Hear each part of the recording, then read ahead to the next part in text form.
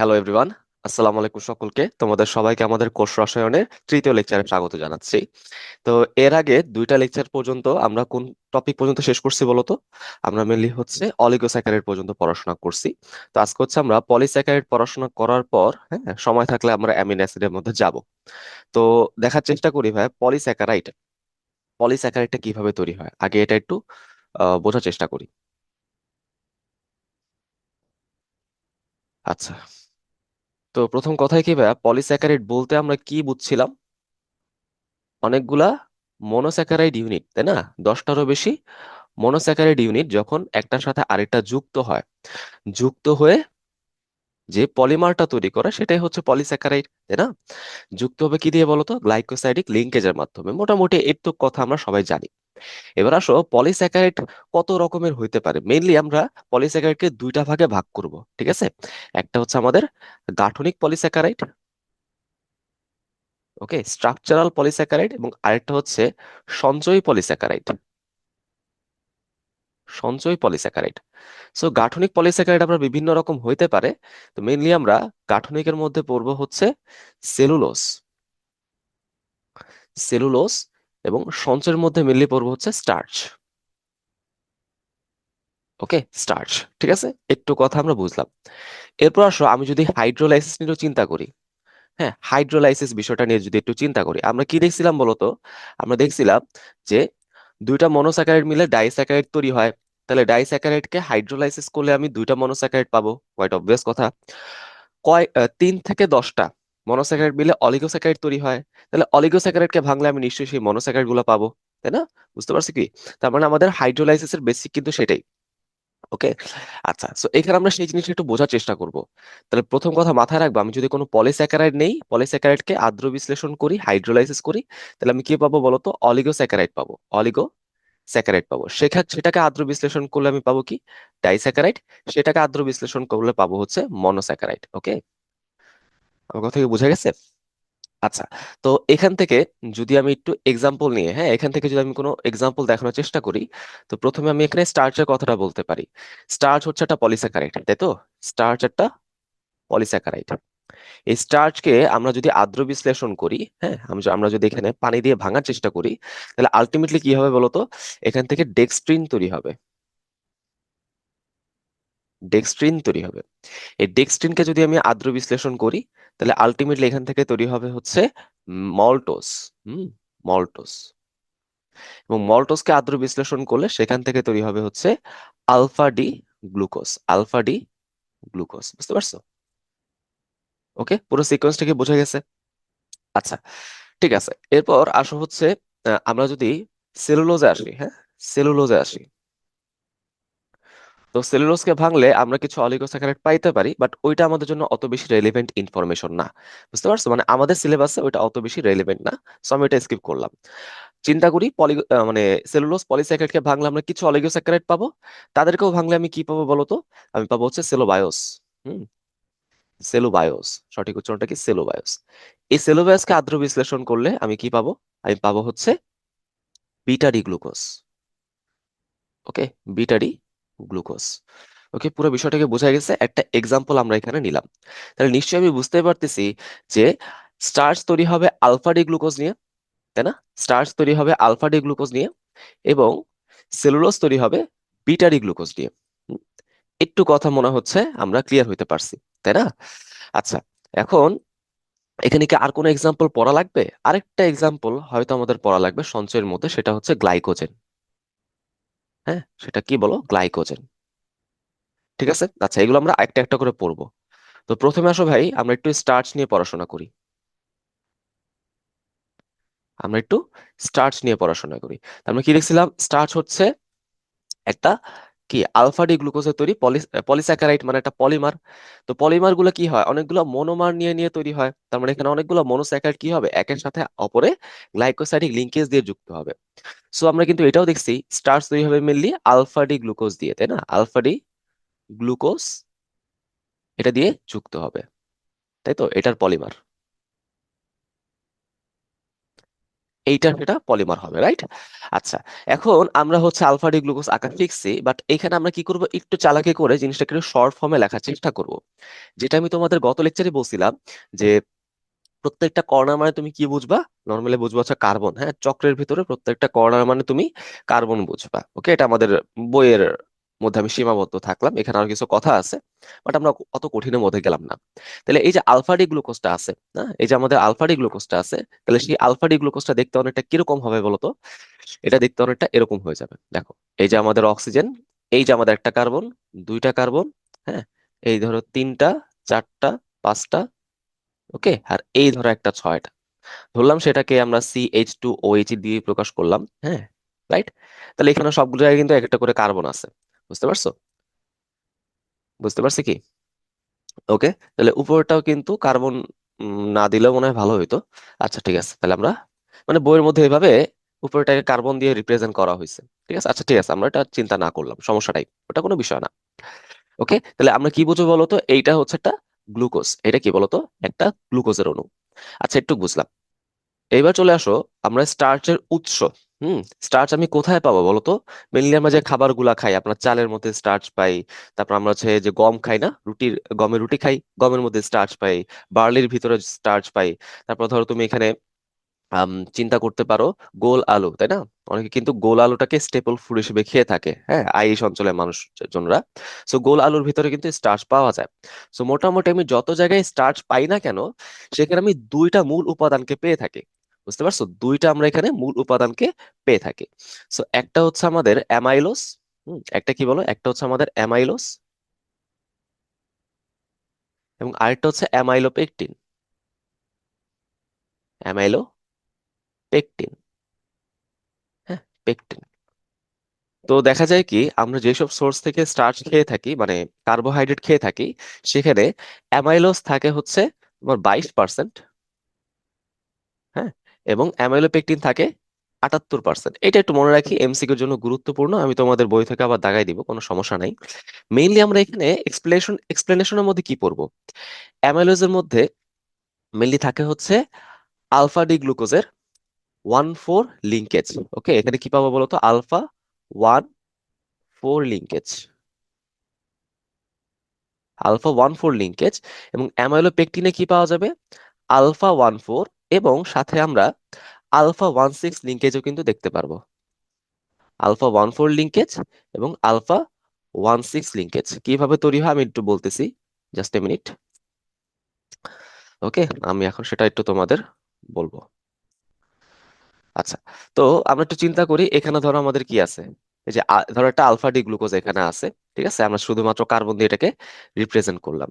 এখন আমি কি বলতেছি, এখানে 1,4 লিঙ্কেজ হবে, তাই না? মানে একটা অণুর একটা অণুর 1 নাম্বার কার্বন অপর একটা অণুর 4 নাম্বার কার্বনের সাথে যুক্ত হবে, তাই না? যুক্ত হওয়ার প্রক্রিয়া আমরা দেখছিলাম যখন আমরা মল্টোস পড়ছিলাম, তখন এটাকে আমরা কিভাবে আঁকছিলাম, ঠিক এইভাবে আঁকছিলাম না ভাই, বলতো? রাইট, এটা হচ্ছে আমাদের সেই 1,4 লিঙ্কেজ, আলফা 1,4 লিঙ্কেজ। বুঝতে পারছো? তো ঠিক আছে, এটা তো আমাদের ডাইস্যাকারাইড না, তাহলে ভাই চিন্তা করো, এখানে তো আমাদের আরেকটা এরকম ভাবে মনোস্যাকারাইড থাকবে, তাই না? আমাদের এখানে কি থাকবে বলতো, আরেকটা এরকম ভাবে মনোস্যাকারাইড থাকবে। চিন্তা করো, এখানে আমাদের আরেকটা এরকম ভাবে মনোস্যাকারাইড আছে। তাহলে বলো, আমাদের এই যে মনোস্যাকারাইডটা, এই মনোস্যাকারাইডের আমি 4 নাম্বার কার্বনটা অলরেডি ইউজ করছি, তাহলে লিঙ্কেজ তৈরির কাজে এখন কোন কার্বনটা ইউজ হবে বলতো? একটু ভাবো, 4 নাম্বার কার্বন আমি অলরেডি ইউজ করছি, তাহলে 1 নাম্বার কার্বনটা বাকি থাকলো। এই 1 নাম্বার কার্বনটা ডান পাশের অণুর বা গ্লুকোজের 4 নাম্বার কার্বনের সাথে যুক্ত হবে। বুঝতে পারছো বিষয়টা? আবার তুমি যদি এই পাশে চিন্তা করো, তুমি যদি এখানে এই পাশে চিন্তা করো, তাহলে সিমিলার ভাবে আমি কি বলতে পারি বলতো? সিমিলার ভাবে আমি বলতে পারি এখানেও কিন্তু 1,4 লিঙ্কেজ তৈরি হবে। ঠিক আছে, 1,4 লিঙ্কেজ তৈরি হবে। তাহলে এই যে অণুটা আছে, এই যে অণুটা আছে, তার আমি 1 নাম্বার কার্বন ইউজ করছি, তাহলে এখন কোন কার্বনটা ইউজ করতে হবে বলো? 4 নাম্বারটা না? অবশ্যই 4 নাম্বারটা ইউজ করতে হবে। আর কথা কি বোঝা গেছে বলতো? তো মেনলি আমি এখানে কি করবো বলতো, আমি দুই দিকে এখানে হচ্ছে বন্ধন তৈরি করার চেষ্টা করব। ঠিক আছে, দুই দিকে আমি বন্ধন তৈরি করার চেষ্টা করব, একদিকে হচ্ছে 1 নাম্বার কার্বন, আর এদিকে হচ্ছে 4 নাম্বার কার্বন। সেখানে কি হবে, নর্মালি এই 1 এবং 4-এর মধ্যেই বন্ধন তৈরি হবে। ঠিক আছে, 1 এবং 4-এর মধ্যেই আমাদের বন্ধন তৈরি হবে। বুঝতে পারছো? তার মানে দেখো, এখানে কিন্তু কোনো ব্রাঞ্চিং হয় না, জাস্ট একটা সরল রৈখিক ভাবে, সরল রৈখিক ভাবে অণুগুলা কিন্তু আগায় গেছে, তার মানে আমি কি বলতে পারি, অ্যামাইলোজ হচ্ছে অশাখ, মানে কোনো শাখা এখানে নাই। বলা যাবে না ভাই, বলো তো? আচ্ছা, এবার তুমি যদি অ্যামিলোপেকটিনে আসো, আমরা 1,4 লিঙ্কেজকে অলরেডি বুঝে ফেলছি, বাট আমি যদি চাই 1,6 লিঙ্কেজটা বুঝতে, সেই ক্ষেত্রে কি হবে? তাহলে একটু বোঝো, 1,6 লিঙ্কেজ মানে কি? এক নাম্বার কার্বনের সাথে আরেকটা 6 নাম্বার কার্বন যুক্ত হবে, তাই না? কোয়াইট অবভিয়াস কথা। কিভাবে যুক্ত হয়? আচ্ছা, তো আমরা এখানে চিন্তা করলাম 1,4 লিঙ্কেজ আমি বুঝে ফেলছি। ওকে, 1,4 লিঙ্কেজ আমি বুঝে ফেলছি, এখন আমি একটু 1,6 লিঙ্কেজটা বুঝতে চাই। তো চিন্তা করলাম কি, আমাদের এখানে কি আছে, আমাদের এখানে এরকম ভাবে একটা অণু আছে, ঠিক আছে? তুমি চিন্তা করে দেখো, ওর 1 নাম্বার কার্বন কোনটা, নিশ্চয়ই এইটা না? এটা হচ্ছে তার 1 নাম্বার কার্বন। এই 1 নাম্বার কার্বনটা এখন কার সাথে বন্ধন তৈরি করবে বলো তো? 6 নাম্বার কার্বনের সাথে বন্ধন তৈরি করবে। কোথায় আছে 6 নাম্বার কার্বন? এইটা কিন্তু আমাদের 6 নাম্বার কার্বন। কারণ কি, এটা ছিল 4, এটা 5, তাহলে এটা 6। তো আলটিমেটলি এখানে কি হবে, এখানে অক্সিজেনটা এই কার্বনের সাথে যুক্ত হবে, তাই না? সো আমি একটু বাঁকা করে দেখাইলাম যাতে তোমরা সহজে বুঝতে পারো। হ্যাঁ, সহজে বোঝার জন্য আমি এভাবে দেখাইছি। তোমাদের বই কি করছে, এখানে CH2OH লিখে কার্বনের সাথে অক্সিজেনের সাথে বন্ধন দেখাই দিছে। তো আমি একটু জিনিসটাকে লিনিয়ার করার জন্য, সহজ করার জন্য তোমাদের এইভাবে দেখাই দিলাম। তোমরা কি বিষয়টা বুঝতে পারছো? আশা করি এটা আমাদের ক্লিয়ার হলো। হ্যাঁ, আচ্ছা, তাহলে এটা কিন্তু আমাদের 1,6 লিঙ্কেজ। এখন একটু চিন্তা করে দেখো, চাইলে এখানে আবার 1,4 লিঙ্কেজ তৈরি হতে পারে, তাই না? এখানে চাইলেই কিন্তু 1,4 লিঙ্কেজও এখানে তৈরি হতে পারে। বুঝতে পারছো? 1,4 লিঙ্কেজ এখানে তৈরি হতে পারে, ওটা মেজর কিছু না, ওটা হইতেই পারে। বাট একটু খেয়াল করে দেখো, এখন কি এই অণুটা সরল রৈখিক থাকলো? এখন কিন্তু এই অণুটা আর সরল রৈখিক থাকলো না। কারণ কি, উপরের দিকে দেখছো একটা ব্রাঞ্চ তৈরি তৈরি হলো না, শাখা তৈরি হলো। তাহলে এখানে আমি বলতে পারি কি, অ্যামাইলোপেকটিন হচ্ছে শাখান্বিত। শাখান্বিত, বুঝতে পারছো? অ্যামাইলোপেকটিন কি বলতো? ব্রাঞ্চড বা শাখান্বিত, রাইট? ওকে, বিষয়টাকে বোঝা গেছে। আচ্ছা, এবার তুমি চিন্তা করতে পারো, এখানে কিন্তু আরো শাখা তৈরি হইতে পারে। কারণ কি বলতো, আমি এখানে কিন্তু 6 নাম্বার কার্বনটা দেখতে পারতেছি, উপরের দিকে শাখা তৈরি হইতে পারে। বাট এইটার, এই যে শাখার কিন্তু ডান দিকে কোনো শাখা তৈরি হবে না। মানে যেই দিকে সেটা বৃদ্ধিপ্রাপ্ত হচ্ছে, তার উল্টা দিকে কিন্তু সেটা বৃদ্ধিপ্রাপ্ত হবে না। কেন? কারণ একটা কার্বন শুধুমাত্র এক অণু পানি বের করতে পারে। একটা কার্বন শুধুমাত্র একটা সিঙ্গেল লিঙ্কেজে তৈরি করতে পারে, ডাবল লিঙ্কেজ সে তৈরি করতে পারবে না। বুঝতে পারছো? তো এই কার্বন কিন্তু অলরেডি নিচে 6 নাম্বার কার্বনের সাথে 1,6 লিঙ্কেজ তৈরি করে ফেলছে। সে আবার নতুন করে এই পাশে 1,4 লিঙ্কেজ তৈরি করবে না। এটা একটু মাথায় রাখবো, ঠিক আছে? Is it clear? এইটা একটু মাথায় রাখবা, তাইলে কিন্তু যথেষ্ট। ওকে, তাহলে আমরা অ্যামাইলোপেকটিনটা কিন্তু বুঝতে পারছি। আচ্ছা, এবার তুমি চলে আসো ভাই সেলুলোজের মধ্যে। হুম, সেলুলোজের মধ্যে। সো আমরা কি বলতেছিলাম, সেলুলোজ কি নিয়ে তৈরি হয় বলো? Beta D glucose. হ্যাঁ, বিটা ডি গ্লুকোজ নিয়ে তৈরি হবে।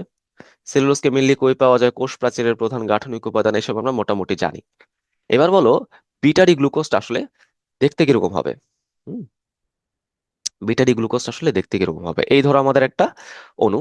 হুম, এবং আমি কি করলাম, এটাকে আমি বিটা ডি গ্লুকোজে চিন্তা করলাম। যেহেতু আমরা জানি ওএইচটা কোথায় আছে, তার উপর ভিত্তি করে আমি এখানে আলফা বিটা বলি। সো এখানে আমি ওএইচটা যেহেতু দেখাচ্ছি না, আমি যে কোনোটাকে আলফা চিন্তা করতে পারি, বিটাও চিন্তা করতে পারি। লিঙ্কেজটা কিভাবে হয়তো মনে আছে? 1,4 লিঙ্কেজ, তাই না? এখানেও কিন্তু আমাদের 1,4 লিঙ্কেজই ছিল, বিটা 1,4 লিঙ্কেজ, তাই তো? তার মানে দেখো, একটা গ্লুকোজের 1 নাম্বার কার্বন আরেকটা গ্লুকোজের 4 নাম্বার কার্বনের সাথে যুক্ত হবে। বাট এটা কিন্তু এখন সুন্দরভাবে নিচ দিয়ে যুক্ত হবে না। এটা কি হবে বলতো? একটু অ্যাঙ্গেলড হয়ে যুক্ত হবে। কেন? কারণ এইটার ওএস ঠিক নিচেই আছে, ঠিক আছে বিষয়টা, বাট ওর ওএসটা কি উপরে আছে না? যেহেতু বিটা, 1 নাম্বার কার্বনের ওএসটা কই থাকবে? উপরে থাকবে, তাই না? সো এখানে লিঙ্কেজটা কিভাবে তৈরি হয়? এরকম বাঁকা ভাবে তৈরি হয়। ওকে, এরকম বাঁকা ভাবে তৈরি হয়। বুঝতে পারছো? তাহলে এই হলো আমাদের সেই সেলোবায়োসটা, মানে একটা ডাইস্যাকারাইড এখানে তৈরি হয়ে গেল। হ্যাঁ, এখন আমাদের কি করতে হবে? জাস্ট এটার সাথে যুক্ত করে করে পলিস্যাকারাইডটা তৈরি করে ফেলতে হবে। কিভাবে করতে পারি একটু চিন্তা করে দেখো। আমি এখানে জাস্ট আমি জিনিসটাকে কপি করে নিয়ে যাব, কপি করে বসাই দিব। বুঝতে পারছো? তাহলে এই জিনিসটা আস্তে আস্তে এভাবে যুক্ত হয়ে আমাদের কি করবে? পলিমার তৈরি করে ফেলবে, তাই না? আবার তুমি যদি এটাকে এভাবেও চিন্তা করো, হ্যাঁ, তুমি যদি জিনিসটাকে এভাবে চিন্তা করো, ওই পাশে যদি যুক্ত হওয়ার চেষ্টা করে, সেটাও কিন্তু হবে, তাই না? এই যে এইভাবে যুক্ত হয়ে যাবে। বুঝতে পারছো? এরকম ভাবে যুক্ত হয়ে যাবে। তো এখানে কি লিঙ্কেজ হয় বলো তো? এখানে হয় হচ্ছে বিটা 1,4 লিঙ্কেজ। এখানে কিন্তু 1,6 লিঙ্কেজ হয় না। ওকে, 1,6 লিঙ্কেজ হবে না। ঠিক আছে, তাহলে সেলুলোজটা বোঝা গেল। ওকে।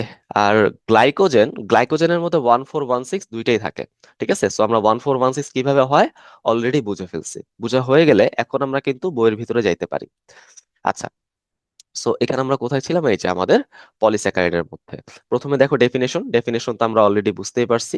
অনেকগুলো মনোস্যাকারাইড পরস্পরের সাথে পলিমারভুক্ত হয়ে পলিমারভুক্ত হয়ে তৈরি করবে কি পলিস্যাকারাইড। কিভাবে পলিমারভুক্ত হয় বলো তো?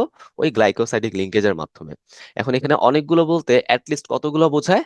অ্যাটলিস্ট 10টার বেশি বোঝায় না, 11টা 12টা 13টা এরকম বোঝায়, 10-এর অধিক। 10 হলে কিন্তু অলিগোস্যাকারাইড, বা তার থেকে বেশি হইতে হবে। আচ্ছা, এটা আণবিক ওজন অনেক বেশি, এটা পানিতে অদ্রবণীয় হয়, পাউডার জাতীয় হইতে পারে, মিষ্টি নয়, তাই না? পলিস্যাকারাইডের কমন বৈশিষ্ট্য এগুলা। দুই ভাগে ভাগ করতে পারি। গাঠনিক পলিস্যাকারাইডের মধ্যে কি আছে বলো? এরা জীবদেহের কাঠামো তৈরি করে, তাই না? আচ্ছা, সেলুলোজ, হেমিসেলুলোজ, পেকটিন, তোমরা কোষ প্রাচীর পড়ার সময় এই শব্দগুলো হয়তো দেখে আসছো। আর দেখো সঞ্চয়ী পলিস্যাকারাইডের মধ্যে কি আছে? স্টার্চ এবং গ্লাইকোজেন অলরেডি আমরা পড়ছি।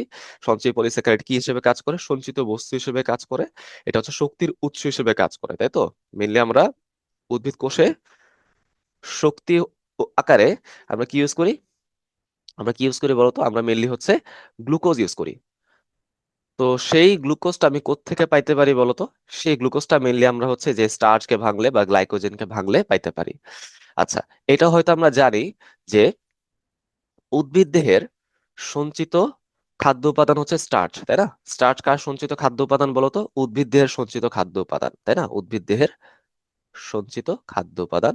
আর গ্লাইকোজেন কাদের খাদ্য উপাদান বলতো? এটা হচ্ছে মেনলি মোস্টলি প্রাণী কোষ, প্রাণী দেহের সঞ্চিত খাদ্য উপাদান। অথবা ধর ছত্রাক, সেও কিন্তু গ্লাইকোজেন জমা করতে পারে। আবার ধরো সায়ানোব্যাকটেরিয়া, সেও কিন্তু গ্লাইকোজেন জমা করতে পারে। রাইট? যেহেতু এটা মেনলি প্রাণী কোষে জমা হয়, ওগুলো বাদে তুমি যদি চিন্তা করো, যে কোনো প্রাণী কোষে কিন্তু গ্লাইকোজেন জমা হয়। তাই আমরা গ্লাইকোজেনকে কি বলতে পারি বলতো? এটাকে বলতে পারি হচ্ছে প্রাণীজ স্টার্চ।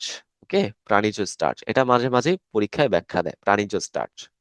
তাহলে এবার তোমরা আমাকে বলো যে প্রাণীজ সেলুলোজ কোনটা হবে, এটা আমাকে কমেন্টে বলো।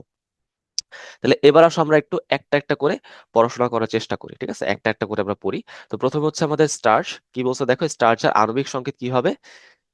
আণবিক সংকেত হচ্ছে C6H10O5 হোল এন। এখন প্রশ্ন হচ্ছে ভাই এটা কেমনে হইলো, তাই না? প্রশ্ন হচ্ছে যে ভাই এটা কেমনে হইলো। আচ্ছা, ঠিক আছে, সো এটা আমরা একটু বোঝার চেষ্টা করি যে এই C6H10O5 আমি কোত্থেকে পাইলাম। এটাকে আমরা কি বলছি? স্টার্চের মনোমার দিয়ে প্রকাশ করছি, কারণ স্টার্চ তো অনেক বড় একটা অণু। এটার মধ্যে কতগুলা কার্বন, কতগুলা হাইড্রোজেন, কতগুলো অক্সিজেন আমি তো ফাইন্ড আউট করতে পারবো না। সো মনোমারের জন্য আমি কি করি জানো?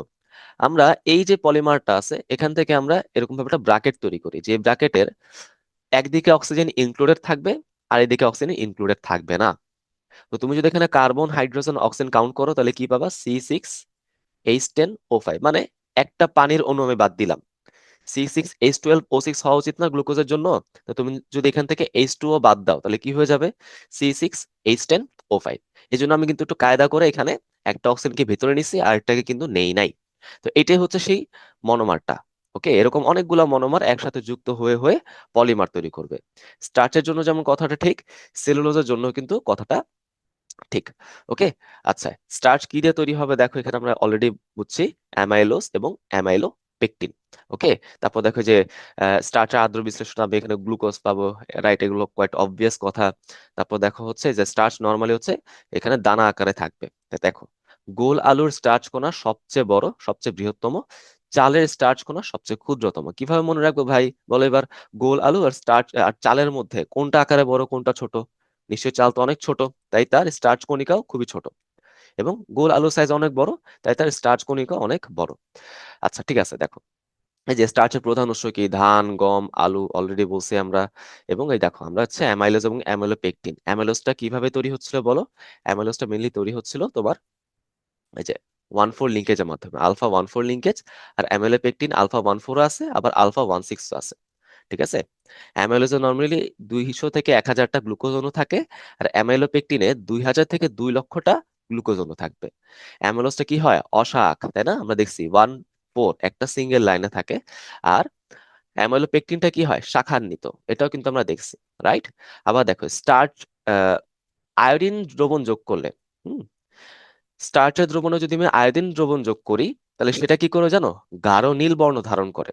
তবে সেখানে যদি শুধুমাত্র অ্যামাইলোজ থাকে, সেটা হচ্ছে কালো বর্ণ বা কালো নীল বর্ণ ধারণ করে, ঠিক আছে? তাহলে এটা মাথায় রাখবা যে আমাদের কোনো স্টার্চের স্যাম্পলে কিন্তু অ্যামাইলোজও থাকে, অ্যামাইলোপেকটিনও থাকে।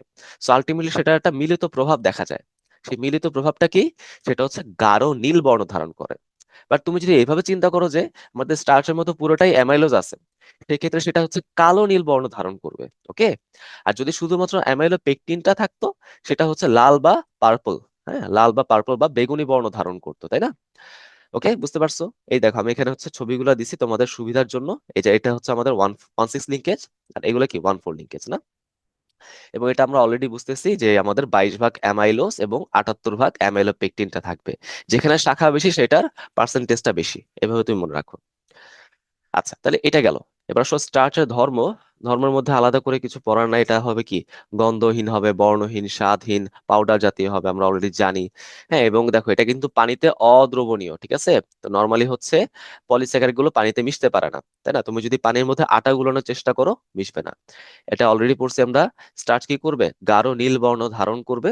সো এখানে আসলে একটু ব্যাখ্যা দেওয়া আছে কেন গাঢ় নীল বর্ণ ধারণ করে, তোমরা চাইলে পড়তে পারো। হ্যাঁ, এখানে কি হয় বলতো, আয়োডিন অণুকে অ্যামাইলোজটা আবদ্ধ করে জটিল যৌগ তৈরি করে, তাই না? এগুলো একটু পড়তে পারো, না পড়লেও সমস্যা নাই। তারপর দেখে স্টার্চ ভেঙে হচ্ছে ডেক্সট্রিন তৈরি হবে, সেখান থেকে ম্যালটোজ তৈরি হয়, মানে মল্টোজ, সেখান থেকে গ্লুকোজ তৈরি হয়, এটা আমরা দেখছি। ফেলিং দ্রবণ কর্তৃক স্টার্চ বিজারিত হয় না, মানে স্টার্চ কিন্তু বিজারক নয়। কোনো ধরনের পলিস্যাকারাইড, অলিগোস্যাকারাইড কিন্তু বিজারক হয় না, নন রিডিউসিং হবে। ওকে। এবং দেখো সেটা হচ্ছে সঞ্চিত, উদ্ভিদ দেহের সঞ্চিত খাদ্য উপাদান, এটা আমরা অলরেডি পড়ছি। আচ্ছা, এবার আসলে হচ্ছে আদ্র বিশ্লেষণ অলরেডি দেখছি আমরা। স্টার্চকে ভাঙলে কি পাওয়া যাচ্ছে? স্টার্চকে ভাঙলে আমরা ডেক্সট্রিন পাচ্ছি, সেখান থেকে ম্যালটোজ পাচ্ছি, সেখান থেকে ডি গ্লুকোজ পাচ্ছি, মানে আলফা ডি গ্লুকোজ, এগুলো আমরা অলরেডি দেখছি। ব্যবহার কি খাদ্য হিসেবে, এটা যে আমরা জানি।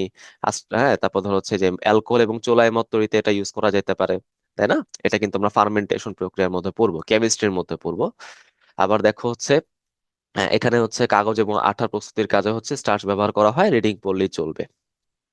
এবার চলে আসো ভাই সেলুলোজ। হ্যাঁ, দেখো সেলুলোজ হচ্ছে কি আবিষ্কার করছে? আনসেলমে পায়েন, একটু পড়তে পারো। এবং কৃত্রিম ভাবে প্রথম সেলুলোজ আবিষ্কার করছে কে? কোবায়াশি এন্ড শর্ট। যদি পারো পড়বা, না পড়লেও সমস্যা নাই। সেলুলোজ কিভাবে তৈরি হবে?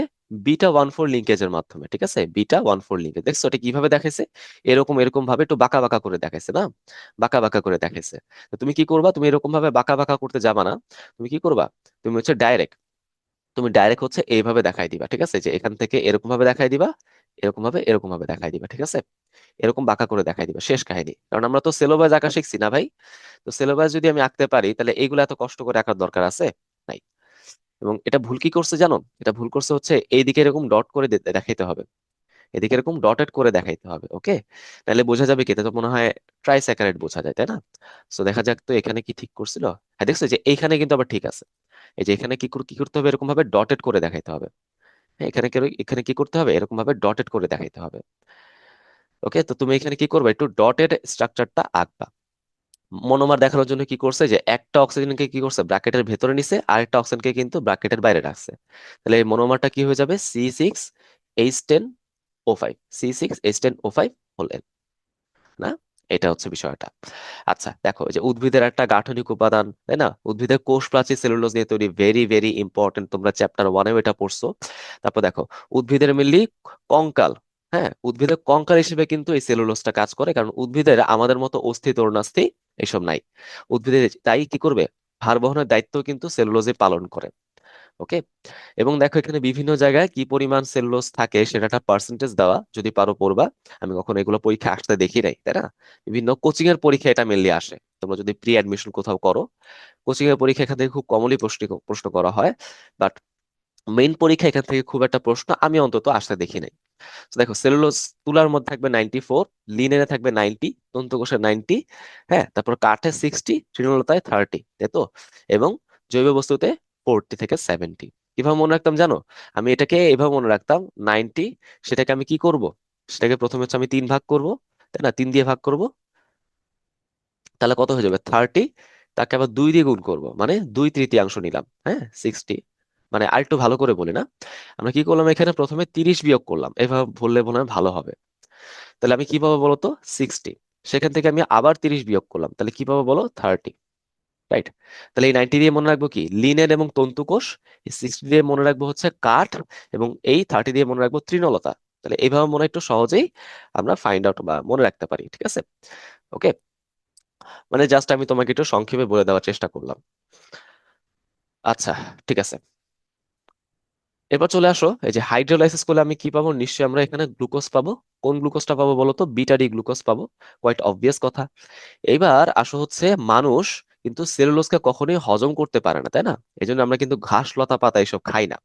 কারা হজম করতে পারে? গরু ছাগল, হ্যাঁ, বা ধরো হচ্ছে বিভিন্ন তৃণভোজী যেসব প্রাণীরা আছে, হরিণেও তুমি চিন্তা করতে পারো, তারা মেনলি হজম করতে পারে। এখন বিষয়টা হচ্ছে, আমরা কেন হজম করতে পারি না? কারণ আমাদের পরিপাক তন্ত্রে সেলুলেজ কোনো এনজাইম নাই। দেখো, সেলুলোজের উপর কে কাজ করে বলো তো? সেলুলেজ এনজাইমটা কাজ করে। সো আমাদের পরিপাক তন্ত্রের ভেতরে কিন্তু কোনো রকম ভাবেই কোনোভাবেই কিন্তু সেলুলেজটা তৈরি হয় না। ওকে। আচ্ছা, এখন তাহলে প্রশ্ন হচ্ছে, ভাই গরু ছাগলের পরিপাক তন্ত্রে কি এরকম সেলুলোজ এনজাইম তৈরি হয়? দেখো, আমরা স্তন্যপায়ী, গরু ছাগল বা হরিণ ওরাও কিন্তু স্তন্যপায়ী, তাই না? সো আমাদের যদি তৈরি না হয়, ওদের কেমনে তৈরি হবে ভাই? ওদেরও কিন্তু নর্মালি অ্যানাটমিক্যালি তৈরি হয় না, বুঝছো? আমাদের যে পরিপাক তন্ত্রের ভিতরে যে পরিপাক গ্রন্থিগুলো আছে, সেখান থেকে এই সেলুলোজ এনজাইম স্তন্যপায়ীতে তৈরি হবে না। তাহলে ভাই এখন প্রশ্নটা আসলো যে, এই যে গরু ছাগল বা হরিণ, এরা তাহলে এই ঘাসলতা পাতা কিভাবে খাচ্ছে? দেখো, ওদের অ্যানাটমিক্যালি ওদের বডি থেকে, পরিপাক গ্রন্থি থেকে সেলুলেজ এনজাইমটা ক্ষরণ না হইলেও ওদের পরিপাকতন্ত্রে কিছু মিথজীবী ব্যাকটেরিয়া বসবাস করে। কিছু সিম্বায়োটিক ব্যাকটেরিয়া বসবাস করে। এরা হচ্ছে আলটিমেটলি সেলুলোজটা উৎপাদন ওকে করে দেয়। যার ফলে ওরা এই সেলুলোজ এনজাইমটা পেয়ে সেলুলোজকে ব্রেকডাউন করতে পারে। আমরা কিন্তু সেই কাজটা করতে পারি না। আমাদের পরিপাকতন্ত্রে কিন্তু এরকম স্পেশাল কোনো মিথজীবী ব্যাকটেরিয়া বসবাস করে না। ওকে, আমার কথা কি বুঝতে পারছো? তাহলে এই হচ্ছে মেনলি কারণটা। ওকে, তাহলে এখন আমাকে বলতে পারো ভাই যে, ঠিক আছে, আমরা তাহলে এই ঘাসলতা পাতা খাই না, তাহলে আমরা তো ভাই শাক পাতা খাই, তাই না? আমরা লাল শাক খাই, ডাঁটা শাক খাই। এগুলো ভাই কেন খাই? এগুলোর মধ্যে তো সেলুলোজ আছে। এগুলা কিন্তু আমরা ইচ্ছা করে খাই, ইন্টেনশনালি খাই, এবং খাইতে আমরা বাধ্য কেন? কারণ এখান থেকে যে সেলুলোজটা পাওয়া যায়, সেটা আমাদের বডিতে ডাইজেস্টেড হয় না, যেহেতু পরিপাক আহ রসের ভিতরে সেরকম এনজাইম নাই। বাট এইগুলা হচ্ছে ফাইবার হিসেবে, আঁশ হিসেবে আমাদের শক্ত মল তৈরিতে ইউজ হয়। তুমি চিন্তা করো, আমরা যে খাবারটা খাই, সেই খাবারটাকে আমি প্রথমে কি করি? চাবাই, তাই না? চাবানোর পর সেটা খাদ্য মন্ড বা বোলাসে কনভার্ট হয়। সেটা পরে পাকস্থলীতে যাওয়ার পর সেটা একদম তরল হয়ে যায়, কাইম হয়ে যায়। বাট আমরা যে বর্জ্য পদার্থ ত্যাগ করি, সেটা কি একদম তরল? না, সেটা কিন্তু সেমি সলিড, তাই না? অর্ধ কঠিন। এই অর্ধ কঠিন হওয়ার জন্য মেইনলি দায়ী কে? এই ফাইবার গুলো, এই সেলুলোজ গুলো। এজন্য এগুলা কিন্তু আমাদের খাইতে হবে, খাদ্য তালিকায় এই আঁশ জাতীয় খাবার আমাদের রাখতে হবে। হ্যাঁ, হ্যাঁ, দেখো, এটা কেন রাখতে হবে? এই যে সেলুলোজটা হচ্ছে মল উৎপাদনের জন্য অনেক বেশি জরুরি। কথা কি বোঝা গেছে? আচ্ছা, ঠিক আছে। হুম, ঠিক আছে। এবার আসো হচ্ছে, দেখো কি বলছে, পৃথিবীতে সবচেয়ে বেশি যে পরিমাণ জৈব যৌগ বিরাজ করে, তার মধ্যে সবচেয়ে বেশি কে বলতো? সেলুলোজ। ওকে, তাহলে আমরা মনে রাখবো, জৈব অণুর মধ্যে সবচেয়ে বেশি থাকে কার্বোহাইড্রেট। আর কার্বোহাইড্রেটের মধ্যে সবচেয়ে বেশি থাকবে কে? সেলুলোজ। ইম্পর্টেন্ট। আচ্ছা, এবার আসা হচ্ছে সেলুলোজের ধর্মগুলো যদি আমি একটু দেখার চেষ্টা করি। সেলুলোজ কি হবে বলো? যে স্টার্চের মধ্যে স্বাদহীন, গন্ধহীন, এবং এটা হচ্ছে সাদা। স্টার্চ ছিল হচ্ছে পাউডার জাতীয়, এবং এটা কি হবে? সলিড, কঠিন পদার্থ। পানিতে অবশ্যই এটা অদ্রবণীয় হবে, উচ্চ আণবিক ভর থাকবে, মিষ্টি হবে না, বিজারণ ক্ষমতাও থাকবে না, পলিস্যাকারাইড যেহেতু। আয়োডিন দ্রবণে সেটা কোনো রং দেয় না, ভেরি ভেরি ইম্পর্টেন্ট। এটা একটু মাথায় রাখবে। স্টার্চ দিচ্ছিল কি? গাঢ় নীল বর্ণ। বাট সেলুলোজ কোনো কালার দেখাবে না। এটা কি হবে? ফাইবার সদৃশ, এটা আমরা অলরেডি দেখছি, এবং এটার কোনো পুষ্টিগুণ নাই। স্টার্চে কিন্তু পুষ্টিগুণ থাকে। এটা ব্রেকডাউন হয়ে যে গ্লুকোজ তৈরি করে, সেই গ্লুকোজ হচ্ছে গ্লাইকোলাইসিসে যাইতে পারে। বাট সেলুলোজকে যেহেতু আমরা ব্রেকডাউন করতে পারতেছি না, তো এখান থেকে আমি খুব সহজেই গ্লুকোজটাকে আনতে পারতেছি না, তাই না? আচ্ছা, এবার চলে আসা হচ্ছে একটা কাজ। কাজের মধ্যে দেখো, উদ্ভিদের গাঠনিক উপাদান হিসেবে আমাদের সেলুলোজটা কাজ করবে। দৃঢ়তা এবং সুরক্ষা দেওয়ার কাজটাও কিন্তু সেলুলোজ করবে। ভারবহন দেখছি আমরা। ব্যবহার কি? উদ্ভিদের কোষ প্রাচীরের প্রধান উপাদান হচ্ছে সেলুলোজ, তাই না? একটু মাথায় রাখবো। বস্ত্র শিল্প মানে কাপড় টাপড় তৈরি করতে নিশ্চয়ই সুতা লাগে। সুতা থেকে তৈরি হয়? তুলা থেকে। তুলার মধ্যে আমরা অলরেডি দেখছি ভাই, আমাদের কি থাকে বলো? সেলুলোজ থাকে। এবং দেখো, এটি হচ্ছে নাইট্রেট বিস্ফোরক হিসেবে, নাইট্রেট বিস্ফোরকের কাজেও কিন্তু এটা ইউজ করা হবে, ঠিক আছে? তারপর দেখো, অ্যাসিটেট ফটোগ্রাফিক ফিল্মে এটা ইউজ করা হয়, নির্মাণ সামগ্রী আসবাবপত্র তৈরিতেও এটা ইউজ করা হবে। হ্যাঁ, তারপর দেখো হচ্ছে থিন লেয়ার ক্রোমাটোগ্রাফি বা টিএলসি। এইটা, এটার স্টেশনারি ফেজেও এটা ইউজ করা হয়। তো তোমরা হচ্ছে কেমিস্ট্রিতে টিএলসি হয়তো পড়বা। এটার মধ্যে দুইটা ফেজ থাকে, একটা হচ্ছে সচল আর একটা কি? নিশ্চল, তাই না? রাইট। আচ্ছা, তো এখানে অনেকগুলা কাজ আছে আমাদের পরীক্ষার জন্য, অনেক বেশি ইম্পর্টেন্ট এটা, এই জন্য আমি কি করছি, এখানে তোমাদের একটা ছন্দ দেওয়ার চেষ্টা করছি। ওকে, একটা ছন্দ দেওয়ার চেষ্টা করছি, সেই ছন্দটা কি বলতো, ফুল প্যান্ট। হ্যাঁ হ্যাঁ, সেই ছন্দটা হচ্ছে ফুল প্যান্ট। সো এখন এখন যদি আমি এখানে এই ফুল প্যান্ট একটু ব্যাখ্যা করার চেষ্টা করি। হ্যাঁ, এটা আমার আবিষ্কার করা জিনিস। হ্যাঁ, মানে এটা কিন্তু কোনো সায়েন্স না, হ্যাঁ, যে তোমাকে এটা দিয়ে মনে রাখতে হবে। Full pant, full pant. আচ্ছা, এখানে আমরা একটা একটা করে বুঝি কোনটা দিয়ে আসলে কি বোঝাচ্ছে। আচ্ছা, এখানে প্রথম কথাই হচ্ছে এফ দিয়ে কি বোঝায়, ফুড। ওকে, কাদের ফুড বলো তো? ওই যে গরু ছাগলের ফুড, হরিণের ফুড, আমাদের কিন্তু সেটা ফুড হিসেবে কাজ করে না। পি দিয়ে কি বুঝো বলো তো? পি দিয়ে মানে হচ্ছে প্রাচীর। ঠিক আছে, পি দিয়ে প্রাচীর, মানে এটা হচ্ছে কোষ প্রাচীরের গাঠনিক উপাদান। প্রধান গাঠনিক উপাদান হচ্ছে কি এইটা, তাই না? গাঠনিক একক নর্মালি আমরা বলি না, সেটা আবার ক্রিস্টালাইন মাইসিলি, সেটাও যদিও বিটার সেলুলোজ দিয়ে তৈরি হয়। আমরা তো ঝামেলার মধ্যে যাচ্ছি না, ঠিক আছে, অত ঝামেলার মধ্যে আমাদের যাওয়া লাগবে না। এ দিয়ে কি বলতো? এ দিয়ে হচ্ছে আসবাবপত্র।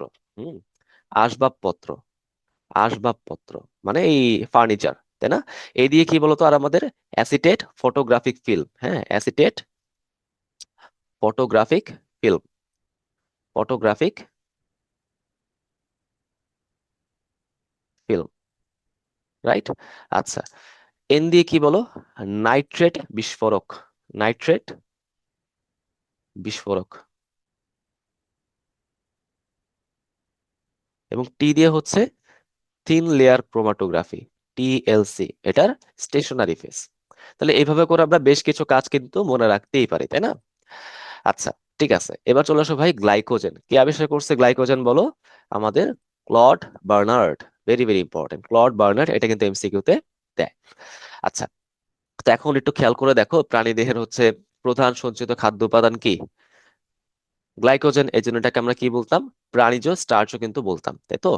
রাইট, প্রাণী দেহে স্টার্চের মতো কাজ করে। আচ্ছা, কোথায় কোথায় পাওয়া যায়? প্রাণী কোষ ছাড়াও এটা হচ্ছে সায়ানোব্যাকটেরিয়া মানে নীলাভ সবুজ শৈবাল, এবং কিছু ছত্রাকের মধ্যে পাওয়া যায়। ছত্রাকের মধ্যে তোমার আরো কিছু খাদ্য উপাদান জমা থাকতে পারে, ঠিক আছে, ভলিউটিন থাকতে পারে, এরকম কিছু খাদ্য উপাদান আছে। আচ্ছা, এখানে আলফা ডি গ্লুকোজ থাকবে, আমরা জানি।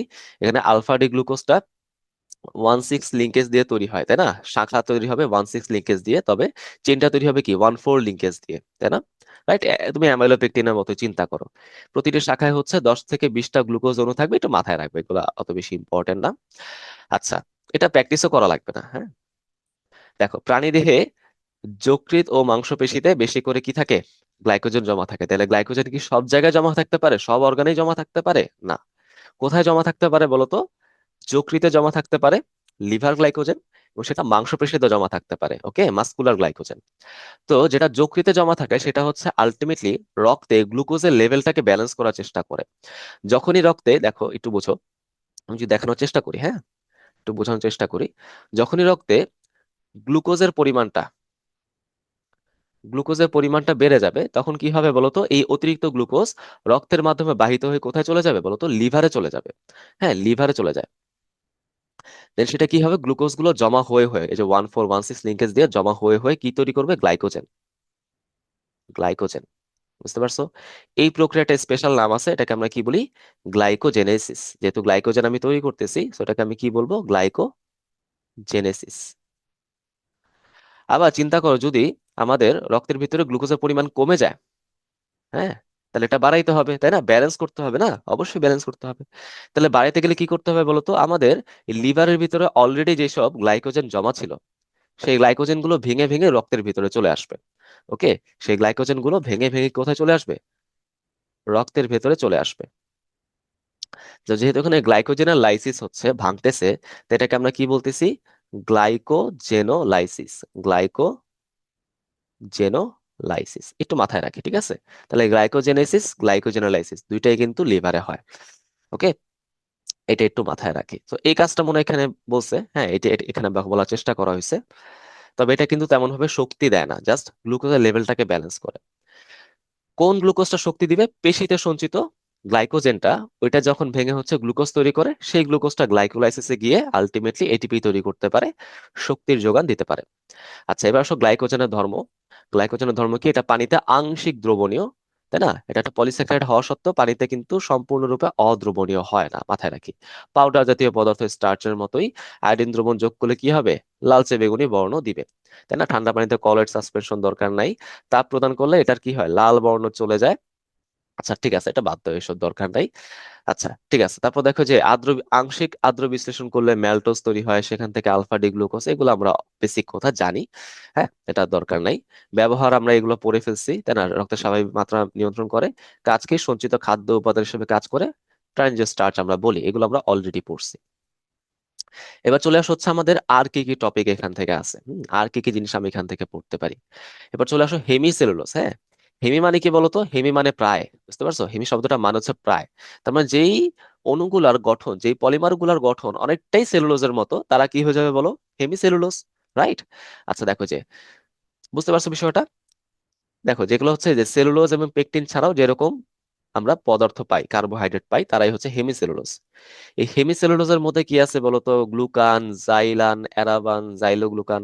তোমাদের কি মনে পড়তেছে এই কথাগুলো তোমরা কোথায় পড়ছিলা?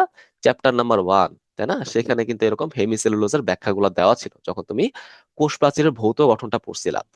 তো এই জাইলোগ্লুকানটা আসলে কি করতো বলতো? ক্রস লিঙ্কেজ হিসেবে কাজ করতো, তাই না? ক্রস লিঙ্কেজ হিসেবে কাজ করতো। কিছু কি মনে পড়ছে বলতো? মাথায় রাখবা, ক্রস লিঙ্কেজকে চ্যাপ্টার 1-এ তোমাদের ব্যাখ্যা করে পড়ানো হবে। কাইটিন, ভাই কাইটিন তো আমরা অনেক পড়ছি, তাই না? ছত্রাকের কোষ প্রাচীরে কাইটিন থাকে, তারপর ঘাস ফড়িং এর বহিঃকঙ্কাল কি কাইটিন নির্মিত হয়।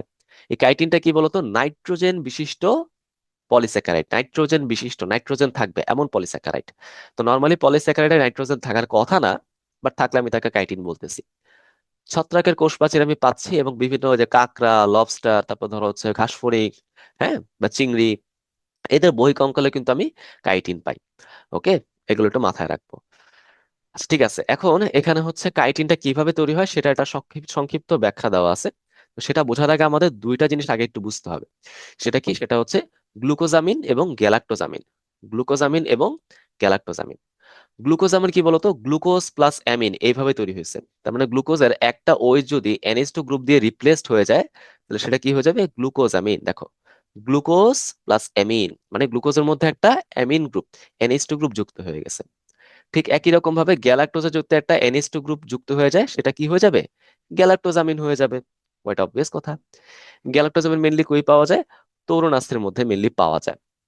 ওকে। আচ্ছা, জাস্ট একটু মাথায় রাখবো, এই যে আমাদের কাইটিনের কথা আমি বলি, হ্যাঁ, কাইটিনের কথা যে আমি বলি, এই কাইটিনটা কি বলতো? গ্লুকোজামিনের পলিমার। গ্লুকোজামিনের পলিমার, ঠিক আছে? এটা একটু মাথায় রাখতে হবে। ওকে, বিষয়টা কি বোঝা গেল? তাহলে আমরা কার্বোহাইড্রেট পার্টটাকে শেষ করতে পারলাম। এবার চলে আসো ভাই অ্যামিনো অ্যাসিড। হ্যাঁ, দেখি আমরা অ্যামিনো অ্যাসিডের কোন পর্যন্ত পড়তে পারি। আচ্ছা, তো প্রথম কথাই হচ্ছে ভাই, অ্যামিনো অ্যাসিড বলতে কি বোঝায়? জৈব অ্যাসিডের একটা জাতক। বুঝছো? জৈব অ্যাসিড একটা জাতক। কোন রকমের জাতক? অ্যামিন মূলক বিশিষ্ট জাতক। বিষয়টা কি বোঝা গেছে? তার মানে বিষয়টা কিরকম হয় যদি আমি একটু বোঝানোর চেষ্টা করি। হ্যাঁ, ধরো হচ্ছে আমি এটাকে এখানে বোঝানোর চেষ্টা করি। ধরো তোমার কাছে একটা জৈব অ্যাসিড আছে, ধরো এরকম ভাবে তোমার কাছে একটা কার্বন বিশিষ্ট জৈব অ্যাসিড আছে। ওকে, তো এখানে কি থাকার কথা বলো তো? কার্বনের 3টা হাতে তোমার হাইড্রোজেন বা কোনো অ্যালকাইল গ্রুপ বা ধরো হচ্ছে অন্য যে কোনো কিছু থাকার কথা, রাইট? সো আমি চিন্তা করলাম কি, এখানে ধরো একটা কি আছে, চিন্তা করলাম এখানে ধরো এখানে একটা হাইড্রোজেন আছে, আর এখানে ধরো একটা CH3 গ্রুপ আছে, আমি বললাম।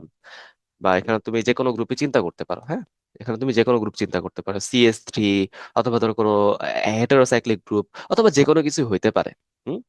আর এখানে আমি চিন্তা করলাম কি, একটা হাইড্রোজেন ছিল, সেই হাইড্রোজেনটাকে আমি কি দিয়ে রিপ্লেস করছি বলতো? NH2 দিয়ে রিপ্লেস করছি, তাই না? তাহলে অ্যাসিড থেকে আমি কি করলাম? নতুন একটা যৌগ তৈরি করলাম। এই যৌগটার নামই হচ্ছে অ্যামিনো অ্যাসিড। অ্যামিনো মূলক বিশিষ্ট অ্যাসিডই হচ্ছে অ্যামিনো অ্যাসিড, না? এখন একটু সংক্ষেপে বোঝা যাচ্ছে বিষয়টা? তাহলে তুমি যদি একটু বোঝার চেষ্টা করো এখানে, সেই কথাটা মনে হয় এখানে বলা হচ্ছে। ঠিক আছে, দেখো, আমি যদি কোনো জৈব অ্যাসিডের এক বা একাধিক হাইড্রোজেন পরমাণুকে, সাধারণত আমাদের বইয়ের ভিতরে একটা হাইড্রোজেন পরমাণুর প্রতিস্থাপনই উল্লেখ করা হয়েছে, যদি আমি হাইড্রোজেন প্রতিস্থাপন করে NH2 গ্রুপটাকে বসাই দিই, অ্যামিনো গ্রুপটাকে বসাই দিই, তাহলে যেই জৈব অ্যাসিডটা পাওয়া যাবে সেটাই কি বলতো? সেটাই হচ্ছে মেনলি অ্যামিনো অ্যাসিড। মাথায় রাখতে হবে। ঠিক আছে। আচ্ছা, তাহলে একটু এখানে বুঝতে হবে আর কি কিছু কথা এখানে আছে। হুম, এখানে আরো কিছু কথা আছে, সেটা আমরা ব্যাখ্যা করব, কোনো সমস্যা নাই। আচ্ছা, তাহলে এখন একটু বোঝো অ্যামিনো অ্যাসিড দিয়ে কি তৈরি হয়। প্রোটিন তৈরি হয়, প্রোটিনের গাঠনিক উপাদান হচ্ছে অ্যামিনো অ্যাসিড। ভাই আমাদের পলিস্যাকারাইড গুলো যেমন এক ধরনের পলিমার ছিল, তো এখানে প্রোটিনটা কিন্তু এক ধরনের পলিমার। এই প্রোটিন পলিমারের মনোমার কে বলো? Amino acid. ওকে। আচ্ছা এখন বলো এখানে অ্যামিনো অ্যাসিড কে কে আবিষ্কার করছে? এমিল ফিশার এবং ফ্রান্স হফ মিস্টার। তুমি এমিল ফিশারের নামটা একটু গুরুত্ব দিয়ে মনে রাখবা। ঠিক আছে, তারা হচ্ছে অ্যামিনো অ্যাসিড আবিষ্কার করছে। এবার আসো হচ্ছে এখানে বেশ কিছু কথা লেখা আছে, তাই না? আলফা অ্যামিনো অ্যাসিড, এখানে বেশ কিছু কথা বলা আছে। তো এখানে আসলে কি বলা আছে আমি একটু বোঝানোর চেষ্টা করি। খেয়াল করে দেখো, আমাকে বলো তো আলফা কার্বন বলতে কি বোঝায়? কার্যকরী মূলকের সাথে সরাসরি যে কার্বনটা যুক্ত সেটাই হচ্ছে আলফা কার্বন। তাহলে এটা আমাদের কার্যকরী মূলক, তাই না? এটা হচ্ছে আমাদের সেই ফাংশনাল গ্রুপ। ওকে, তো ফাংশনাল গ্রুপের মধ্যে যদি কার্বন থাকে তাকে আমি ইগনোর করব, থাকুক বা না থাকুক ডাজেন্ট ম্যাটার। এই ফাংশনাল গ্রুপের সাথে যেই কার্বনটা সরাসরি যুক্ত সেটা কি হয়ে যাবে বলো তো? আলফা কার্বন হয়ে যাবে। তাহলে এটা কি বলো? এটা হচ্ছে আমাদের আলফা কার্বন। ওকে। এবং আলফা কার্বনে যদি NH2 গ্রুপটা যুক্ত থাকে সেটাকে আমি কি বলবো বলবো বলো তো? Alpha amino acid. তাহলে এই যে আমি অ্যামিনো অ্যাসিডটা যে লিখলাম সেটাকে আমি কি বলতে পারি? আলফা অ্যামিনো অ্যাসিড বলতে পারি। হুম। তাহলে আমাদের বডিতে যত রকমের অ্যামিনো অ্যাসিড পাওয়া যায় সবই কিন্তু এই আলফা অ্যামিনো অ্যাসিড হয়। তো তোমাদের বইয়ের ভিতরে এই আলফা অ্যামিনো অ্যাসিডের ব্যাখ্যাটা খুবই অড ভাবে দেওয়া। কি বলছে যে আলফা কার্বনে আমাদের কার্যকরী মূলকটাও যুক্ত থাকবে, NH2টাও যুক্ত থাকবে, এরকম ভাবে কেমন জানি করে অদ্ভুত করে বলা। সো ভাই আলফা কার্বনকে আমি কিভাবে ডিফাইন করছি? কার্যকরী মূলকের উপর ভিত্তি করে তো ডিফাইন করছি, তাহলে কোয়াইট অবভিয়াসলি আলফা কার্বনের সাথে কার্যকরী মূলক যুক্ত থাকবে। তাহলে এখানে আলাদা করে বলার দরকার কি ভাই? এখানে কার্যকরী মূলক যুক্ত থাকবে, বুঝো না আমার কথাটা? তুমি একদম সিম্পলি মনে রাখবা যে যেই সব অ্যামিনো অ্যাসিডের আলফা কার্বনের সাথে NH2 গ্রুপটা যুক্ত থাকে সেটাই হচ্ছে আলফা অ্যামিনো অ্যাসিড। সোজা কথা, সোজা কথা। বিষয়টা এরকম। ওকে, এরকম একটু মাথায় রাখবা। আমি এখানে কথাগুলো কারেকশন করছি, এখানে আমি কথাগুলোকে কারেকশন করছি, বুঝছো? এই যে, হ্যাঁ এই যে এখানে আমি কথাগুলোকে কারেকশন করছি, বই থেকে দেখবা একটু অন্যরকম ভাবে বলা ছিল। তুমি পরীক্ষা আসলে এই কথাটা লিখবা। যত জায়গায় কারেকশন করা দরকার আমি তোমাদের করে দিছি, ইনশাল্লাহ কোনো সমস্যা হবে না। আচ্ছা এখানে কি বলেছে দেখো, 20 প্রকারের অ্যামিনো অ্যাসিড মিলে আলটিমেটলি প্রোটিন তৈরি হয়। এটারও বিভিন্ন ক্লাসিফিকেশন আছে, আমি তোমাদের বলবো, সমস্যা নাই। কেন 20 প্রকার তারও কিন্তু ব্যাখ্যা আছে। আচ্ছা রাসায়নিক গঠন, রাসায়নিক গঠন আমরা অলরেডি কিন্তু দেখেই ফেলছি, তাই না? এই যে আমরা এখানে কি বলতেছিলাম বলতো, এই যে আমাদের এখানে এটা একটা জৈব অ্যাসিড হবে, কার্যকরী মূলক থাকবে, NH2 গ্রুপটা থাকবে। হ্যাঁ, এদিকে একটা হাইড্রোজেন থাকবে কম্পালসারি, এই হাইড্রোজেনটা থাকাই লাগবে। আর এখানে একটা আলাদা গ্রুপ থাকবে, এখানে একটা আলাদা গ্রুপ থাকবে। হ্যাঁ, এটা হচ্ছে একটা আলাদা গ্রুপ। এটা যে আমাদের অ্যালকাইল গ্রুপে হবে এমন কোনো কথা নাই। অনেকে হচ্ছে অর্গানিক কেমিস্ট্রি যেহেতু তোমরা পড়ছো, অনেকে এই আর বলতে হচ্ছে ওই যে CnH2n+1 এটাকে বোঝো। বাট এখানে কিন্তু কম্পালসারিলি সেটা CnH2n+1 হবে এমন কিন্তু কোনো কথা নাই। ওকে। আচ্ছা, তাহলে এখন আমাকে বলো, যদি এই আরটা হাইড্রোজেন হয়ে যায়, হাইড্রোজেন যদি হয়ে যায় তখন তাকে আমরা কি বলি?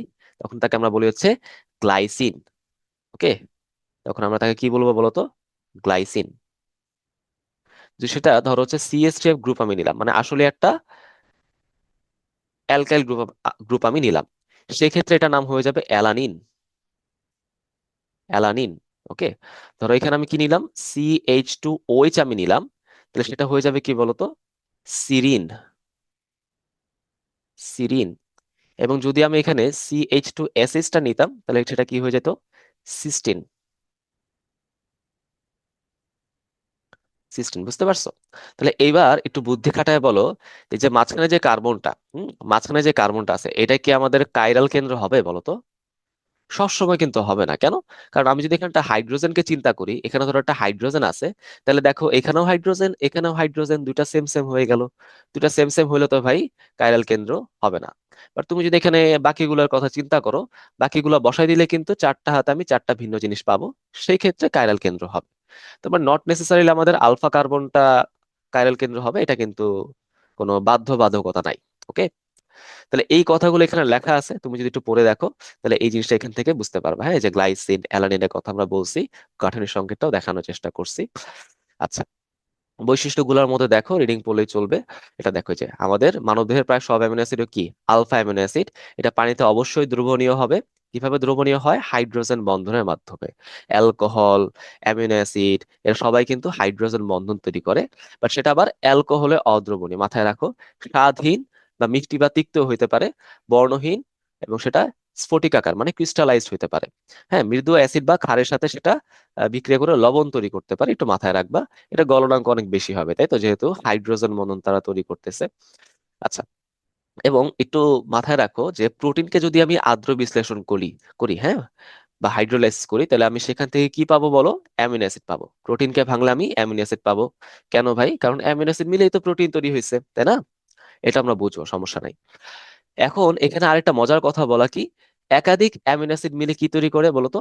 পেপটাইড বন্ধনের মাধ্যমে আলটিমেটলি প্রোটিন তৈরি করে। সো প্রোটিনে নর্মালি আমাদের মোর দেন 50 অ্যামিনো অ্যাসিড দরকার, মোর দেন 50 অ্যামিনো অ্যাসিড প্রয়োজন। এটা একটু মাথায় রাখবা, ঠিক আছে? এটা একটু মাথায় রাখতে হবে। একটা দুইটা অ্যামিনো অ্যাসিড হলেই কিন্তু হবে না। পেপটাইড বন্ধনী জিনিসটা কি সেটা হচ্ছে আমরা প্রোটিন পার্টে পড়বো। হ্যাঁ, নেক্সট লেকচার আমরা পেপটাইড বন্ধনে পড়বো। এবার আসো অ্যামিনো অ্যাসিডের শ্রেণী বিভাগ, এটা আমাদের এমসিকিউর জন্য অনেক বেশি ইম্পর্টেন্ট, সো এটা একটু আমরা গুরুত্ব দিয়ে পড়বো। দেখি, আর গ্রুপের ভিত্তিতে আমরা অ্যামিনো অ্যাসিডকে তিনটা ভাগে ভাগ করতেছি। তার আগে এখানে একটু দেখো, আমাদের বডিতে সর্বমোট কত রকমের অ্যামিনো অ্যাসিড থাকতে পারে বলতো? 28 রকমের অ্যামিনো অ্যাসিড থাকতে পারে। এই 28 রকমের অ্যামিনো অ্যাসিডকে বিভিন্ন ক্যাটাগরিতে আমি ভাগ করতে পারি। প্রথমে কি দেখো, আর গ্রুপের ভিত্তিতে আমি কিরকম ভাগ করতেছি বলতো? অ্যালিফ্যাটিক অ্যামিনো অ্যাসিড বলতে পারি যদি আমাদের আর গ্রুপটা অ্যালিফ্যাটিক চেইন হয়। যেমন আমরা দেখছিলাম কি, গ্লাইসিনের যে হাইড্রোজেন থাকে, অ্যালানিনের হচ্ছে সিএস3 থাকে, তাই না? এই দুটো একটু ভালো করে মনে রাখবা। অ্যারোমেটিক মানে কি, যদি আমাদের পার্শ্ব শিকলটা অ্যারোমেটিক হয়, মানে হচ্ছে আমাদের ওই যে ফিনাইল গ্রুপটা যদি এখানে থাকে, বুঝছো? এখানে যদি আমাদের ফিনাইল গ্রুপটা থাকে, রাইট, ধর হচ্ছে এরকম ভাবে ফিনাইল গ্রুপটা যদি আমরা পাই, এটা হবে তো আমাদের সেই অ্যারোমেটিক চেইন। এক্সাম্পল কি হতে পারে? ফিনাইল অ্যালানিন, নামটা মনে রাখা খুবই ইজি। ফিনাইল আসি। টাইরোসিন কিভাবে মনে রাখবা? টায়ার দিয়ে মনে রাখবা, টায়ার তো গোল, তাহলে অ্যারোমেটিক, তাই না? যে বেঞ্জিনের ভেতরে তো গোল আছে না, এভাবে মনে রাখতে পারো আর কি। তাহলে মনে রাখবো অ্যালানিন কিন্তু অ্যালিফেটিক, বাট ফিনাইল অ্যালানিন কিন্তু অ্যারোমেটিক। আর হেটেরোসাইক্লিকের মধ্যে কি কি আছে দেখো, ট্রিপ্টোফ্যান, প্রোলিন এবং হিস্টিডিন। কিভাবে মনে রাখতে পারবো? এইচটিটিপি দিয়ে। তোমরা হচ্ছে যে www.facebook.com লেখো না, তার আগে কিন্তু এইচটিটিপি ছিল। ওকে, হাইপার টেক্সট ট্রান্সফার প্রোটোকল, এসব মনে হয় আইসিটি তে তোমরা পড়বা। তো এখানে এইচ দিয়ে কি বোঝায়? হিস্টিডিন বোঝায়। টি দিয়ে ট্রিপ্টোফ্যান বোঝায়, আর পি দিয়ে প্রোলিন কে বোঝায়? এইচটিপি, হিস্টিডিন, ট্রিপ্টোফ্যান, প্রোলিন, একটু মাথায় রাখো। প্রোটিন তৈরির উপর ভিত্তি করে আমরা এই 28টা অ্যামিনো অ্যাসিডকে দুইটা ভাগে ভাগ করতে পারি। যারা হচ্ছে পেপটাইড বন্ধনের মাধ্যমে যুক্ত হয়ে প্রোটিন তৈরি করতে পারে তারা হচ্ছে প্রোটিন অ্যামিনো অ্যাসিড। এরকম প্রোটিন অ্যামিনো অ্যাসিড আছে কয়টা? 20টা। ওকে, এরকম প্রোটিন অ্যামিনো অ্যাসিড 20টা হইতে পারে, এবং বাকি 8টা হচ্ছে নন প্রোটিন অ্যামিনো অ্যাসিড। তো এখানে আবার সবগুলোর নাম লেখা আছে, বুঝতে পারছো? এখানে আবার সবগুলোর নাম লেখা আছে। তো তোমরা চাইলে এই নামগুলো পড়তে পারো, তোমরা চাইলে এই নামগুলো চাইলে পড়তে পারো। বাট আমি তোমাদের সাজেস্ট করবো যে এই সবগুলো নাম তোমার পড়ার দরকার নাই। হুম? এই সবগুলো নাম তোমার পড়ার দরকার নাই। নিচে দেখো একটা গুরুত্বপূর্ণ কথা লেখা। কি কথা লেখা বলো তো? Hydroxy propene. দেখো, হাইড্রোক্সি প্রোপিনে কিন্তু একটা অ্যামিনো অ্যাসিড, সেটাও কিন্তু প্রোটিন তৈরি করে, বাট তাকে আমি প্রোটিন অ্যামিনো অ্যাসিডের মধ্যে ইনক্লুড করি নাই। কেন? কারণ এটা খুব রেয়ারলি পাওয়া যায়। এটা খুব রেয়ারলি পাওয়া যায়, কমনলি পাওয়া যায় না। হ্যাঁ, এই জন্য এটাকে আমি ইনক্লুড করি নাই। বুঝতে পারছো? ধরো হচ্ছে একটা ফ্রেন্ড, সে হচ্ছে কমনলি তোমার সাথে মানে বলে কি, আমি যাব, আমি ট্যুরে যাব, আমি ঘুরতে যাব, বাট ট্যুরের দিনে সে আসে না। তা তুমি প্ল্যান গুলো কি নিশ্চয়ই তাকে এক্সক্লুড করে চিন্তা করবে না? বিষয়টা এরকম। নন প্রোটিন অ্যামিনো অ্যাসিডের মধ্যে আমরা অলরেডি পড়ছি, এখানে বেশ কিছু এক্সাম্পল দেওয়া আছে, চাইলে পড়তে পারো। হ্যাঁ, অর্নিথিন কি ইউরিয়া সংশ্লেষের কাজে ইউজ করা হয়। অর্নিথিন চক্র আমরা দেখবো, জুলজির মধ্যে আমরা পড়বো, সমস্যা নাই, চ্যাপ্টার 6-এ। সাইট্রোলিন, হুম, সাইট্রোলিন, এটা কোথায় ইউজ করা হবে বলতো? অ্যামিনো অ্যাসিড সংশ্লেষণের কাজে ইউজ করা হয়। ঠিক আছে, অ্যামিনো অ্যাসিড সংশ্লেষণের কাজে ইউজ করা হবে। আর কি হিমোসেরিন আছে, এটা লাগবে না। আচ্ছা, পোলারিটির উপর ভিত্তি করে আমি দুই ভাগে ভাগ করতে পারি। হ্যাঁ, ওই যে 20টা অ্যামিনো অ্যাসিড আছে না, তাকে আমি দুইটা ভাগে ভাগ করি, সমান দুইটা ভাগে 10টা 10টা করে। নন পোলার হচ্ছে 10টা, পোলার হচ্ছে 10টা। ওকে, নন পোলার মানে পোলারিটি নাই। অ্যালানিন এবং ভ্যালিন থাকে, ওই যে আমরা পড়ছিলাম না অ্যালিফেটিক অ্যামিনো অ্যাসিড, সেটা দিয়ে তুমি মনে রাখো। আর পোলার মানে কি, যাদের মধ্যে পোলারিটি আছে, তাই না? পোলারিটি মেনলি কেন তৈরি হয় বলো? চার্জ আছে কি নাই তার উপর ভিত্তি করে, তাই না? ওই যে তড়িৎ ঋণাত্মকতা পার্থক্য থাকে, এইসব তুমি জানো মোটামুটি, তাই না? আচ্ছা, এই 10টা অ্যামিনো অ্যাসিডকে আবার সমান দুইটা ভাগে ভাগ করা হয়। 5টা হচ্ছে আনচার্জ থাকে এবং বাকি 5টা হচ্ছে চার্জড হয়। ঠিক আছে? ওকে, 5টা আনচার্জ এবং বাকি 5টা চার্জ। এর মধ্যে নেগেটিভ হয় 2টা, পজিটিভ হয় 3টা, শেষ। তোমার এই এক্সাম্পল পড়ার কোনো প্রয়োজন নাই, তুমি হচ্ছে এরকম ভাবে মনে রাখবা 20টাকে সমান দুইটা ভাগে ভাগ করা যায় 10 10, 10কে সমান দুইটা ভাগে ভাগ ভাগ করা যায় 5 5, এই 5 থেকে আমি 2 3-এ ভাগ করবো, তাই না? আড়াই আড়াই তো করা পসিবল না, তাই না? আচ্ছা, এ প্রশ্ন খাদ্যের উপস্থিতির প্রয়োজনীয়তার ভিত্তিতে আমি আবার এটাকে দুই ভাগে ভাগ করা যায়। তো তুমি যখন এখানে প্রোটিন অ্যামিনো অ্যাসিড গুলোকে দেখছিলা দেখছিলা কি বলতো, এখানে বেশ কিছুকে আমি কি করছি, বোল্ড করে দিচ্ছি, তাই না? লাল লাল কালি আমি করে দিচ্ছি। কেন করে দিচ্ছি? কারণ আমরা যে খাবারগুলো খাই, যে প্রোটিন গুলো খাই, সেই প্রোটিন গুলোর মধ্যে এই জিনিসগুলো অবভিয়াসলি থাকা লাগবেই। লিউসিন, আইসোলিউসিন, লাইসিন, এইসব, এই যে লাল কালারে মার্কিং করা, এগুলো অবভিয়াসলি থাকা লাগবে। যেহেতু এগুলোকে থাকা লাগবেই, তাই এদেরকে আমরা কি বলতেছি, এসেনশিয়াল অ্যামিনো অ্যাসিড অথবা অত্যাবশ্যকীয় অ্যামিনো অ্যাসিড। হ্যাঁ, অত্যাবশ্যকীয় হচ্ছে এসেনশিয়াল, অত্যাবশ্যকীয় কি বলতো, এসেনশিয়াল। ওকে, কেন ভাই এগুলো খাওয়া লাগবেই? কারণ এটা আমাদের দেহের ভেতরে তৈরি হয় না। দেখছো, আমাদের দেহের ভেতরে কিন্তু অ্যামিনো অ্যাসিড তৈরি হবে, বাট এখানে 8টা এমন অ্যামিনো অ্যাসিড আছে যেগুলো বডির ভেতরে তৈরি হয় না। ঠিক আছে, তাহলে বলো অত্যাবশ্যকীয় অ্যামিনো অ্যাসিড কয়টা, বলো? 8টা। 7টার মধ্যে কি কি আছে? এখানে আমরা একটা ছন্দ দেওয়ার চেষ্টা করছি, এমটিবি পিল, তাই না? এমটিবি পিল এখানে ছন্দ দেওয়ার চেষ্টা করছি। এম দিয়ে কি বোঝায়? মেথিওনিন। টি দিয়ে বোঝায় কি? থ্রিওনিন এবং ট্রিপ্টোফ্যান। বি দিয়ে বোঝায় হচ্ছে ভ্যালিন। পি দিয়ে হচ্ছে ফিনাইল অ্যালানিন। হ্যাঁ, আই দিয়ে আইসোলিউসিন, এল দিয়ে লিউসিন এবং লাইসিন। এটা মাথায় রাখো। শিশুদের ক্ষেত্রে আবার এই অত্যাবশ্যকীয় অ্যামিনো অ্যাসিড আবার কয়টা? 10টা। এই 8টা তো আছে, সাথে তুমি আর্জিনিন এবং হিস্টিডিন মাথায় রাখবা। ঠিক আছে, তুমি এইচ এ দিয়ে মাথায় রাখো, বা এটা তোমার ইচ্ছা। এটা তোমার ইচ্ছা, আর্জিনিন এবং হিস্টিডিন। এটা প্রাপ্তবয়স্কদের ক্ষেত্রে অনত্যাবশ্যকীয়, বাট বাচ্চাদের ক্ষেত্রে অত্যাবশ্যকীয়। প্রশ্ন হচ্ছে কেন, তাই না? তো কেন ব্যাখ্যা আবার বইয়ে নাই, আমি তোমাকে সংক্ষেপে বলি। এই যে আমাদের অ্যামিনো অ্যাসিড, এগুলোর বেশিরভাগ কোথায় তৈরি হয় বলতো? লিভারে তৈরি হয়। বুঝছো? তো বাচ্চাদের ক্ষেত্রে আমাদের লিভারটা জন্মের পরে আস্তে আস্তে ডেভেলপ করতে থাকে, শুরুর দিকে সেটা কিন্তু ফুল ডেভেলপড হয় না। সো এই জন্য এটা বাইরে থেকে গ্রহণ করতে হয়, খাবারের মাধ্যমে গ্রহণ করতে হয়। এই জন্য দেখবা যে আহ, বাচ্চাদের দুধ একরকম হয়, একরকম ফর্মুলায় হয়। আবার বড়দের দুধ, গুঁড়া দুধের কথা বলতেছি, বড়দের দুধ কিন্তু অন্যরকম ফর্মুলায় হয়। বাচ্চাদের কিন্তু অবশ্যই মায়ের বুকের দুধ পান করতে হয়। কি কি কি কারণ আছে? অনেকগুলা কারণ আছে, অ্যান্টিবডির বেশ কিছু ব্যাখ্যা এখানে আছে। বাট তার মধ্যে গুরুত্বপূর্ণ ব্যাখ্যা হচ্ছে এই আর্জিনিন এবং হিস্টিডিন। এটা কিন্তু মায়ের বুকের দুধে পাওয়া যায়, কোলোস্ট্রামের ভিতরে পাওয়া যায়। আচ্ছা, তাহলে এখন দেখো, বাকিগুলো নিশ্চয়ই অনত্যাবশ্যকীয় অ্যামিনো অ্যাসিড, তাই না? যে সংখ্যায় কতগুলা, 12টা। 20টা থেকে তুমি 8টা বাদ দাও, 12টা পাবা। বাচ্চাদের ক্ষেত্রে কয়টা? 20টা থেকে তুমি 10টা বাদ দাও, 10টা পাবা। অ্যামিনো অ্যাসিডের কাজ কি? মেইন কাজটা হচ্ছে প্রোটিন তৈরি করা, তাই তো? আমিষ তৈরি করা। আমিষ কোথায় তৈরি হয় বলতো? রাইবোজোমে তৈরি হয়, একটু মাথায় রাখবা। জীবদেহ গঠনে ভূমিকা রাখবে, কারণ আমরা জানি যে আমাদের প্রাণী দেহ কিন্তু মেনলি প্রোটিন দিয়ে তৈরি হয়। উদ্ভিদ দেহ সেলুলোজ দিয়ে তৈরি হইতে পারে, ঠিক আছে, বাট প্রাণী দেহ প্রোটিন দিয়ে তৈরি হয়। বেশ কিছু ভিটামিন, হ্যাঁ, এনজাইম, ইন্ডোল হরমোন হচ্ছে, তারপর ধরে হচ্ছে অ্যান্টিবডি, এগুলা কিন্তু আমাদের কি দিয়ে তৈরি হতে পারে? অ্যামিনো অ্যাসিড দিয়ে তৈরি হতে পারে। ইউরিয়া সংশ্লেষণের কাজে আমরা দেখছি আমাদের, হ্যাঁ, এখানে অ্যামিনো অ্যাসিড ইউজ হতে পারে, তাই না? ওই যে অর্নিথিনটা আমরা দেখছিলাম, তাই না? আবার ধরো হচ্ছে রোগ প্রতিরোধ ক্ষমতা বৃদ্ধি করার কাজে অ্যান্টিবডি ইউজ হবে। পিএইচ নিয়ন্ত্রণ করা যাবে অ্যামিনো অ্যাসিডের মাধ্যমে, মাথায় রাখো। এবং দেখো মেলানিন রঞ্জক, যার কারণে আমাদের বডির স্কিন বলো, হেয়ার বলো, হ্যাঁ, চুল, সেগুলো কালো হয়।